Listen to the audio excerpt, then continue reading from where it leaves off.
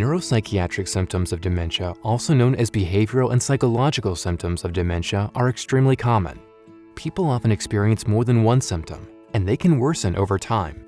Symptoms can include anxiety, depression, agitation, apathy, socially inappropriate behavior, psychosis, sleep disturbances, and more.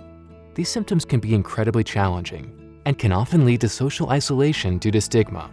Our expert conversations with a clinician, family caregivers, and those living with Alzheimer's disease aim to shake the stigma of talking about NPS to help you create a care plan and get the support you deserve. When it comes to the neuropsychiatric symptoms, I worry about agitation, the anxiety, and sometimes the paranoia. It's tough because part of it can be paranoia. The other part of it can be reality. And just seeing her go through that decline is very hard because it has a big impact on not just her, but on myself as well. She doesn't sleep.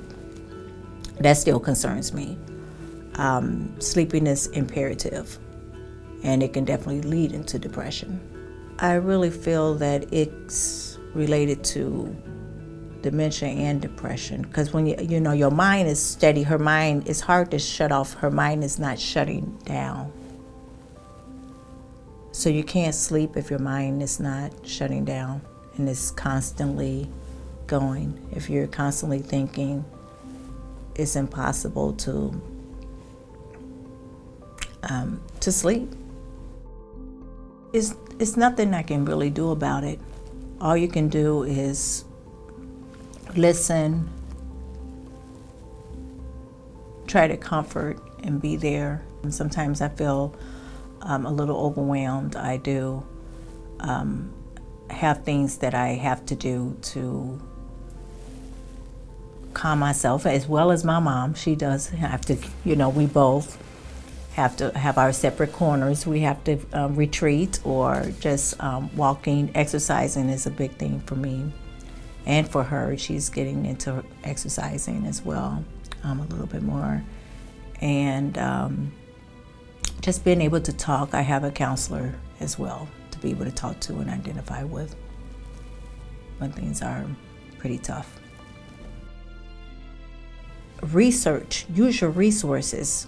Get people around, go to meetings, go to caretaking meetings,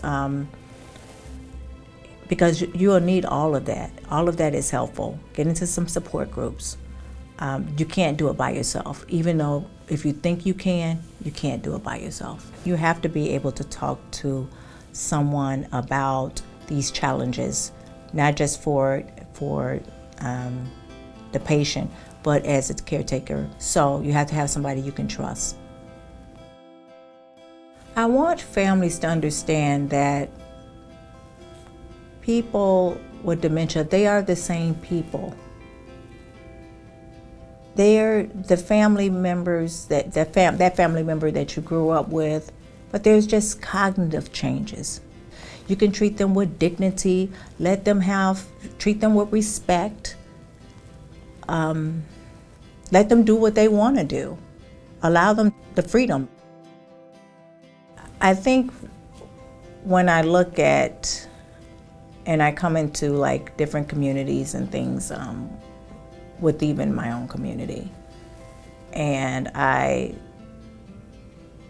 find a lot of times people don't want to talk about the disease, and a lot of people don't feel heard because some doctors, they will not do the same testing. They won't treat the African American community the same. So I find that we have to really find a way to close that gap and allow everyone to have the same treatment. And that's what my mom advocates for and fight for as well. We have to be able to recognize this and It's not. This disease is not about color, race. It affects and impacts everyone. It doesn't matter, and we should stop treating it as such. Sometimes, I want to take over, and I was told by a really wonderful person of when to walk in front of my mother, when to walk on the side of my mother, and when to walk behind my mother. And that's been, that sticks with me every day, because sometimes I want to lead and it's not time to lead. And sometimes I need to be on the side and just understand.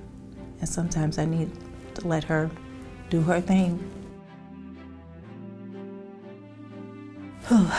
What brings me hope is the number one person why I'm here, sitting here today, is my mother.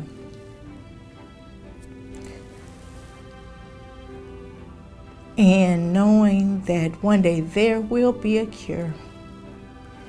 And one day there will not be these disparities as we're looking at today, that we will be all viewed as one. And that my children will not have an opportunity to have Alzheimer's disease. But even with myself, if I get it, I would be just like my mom. She drills down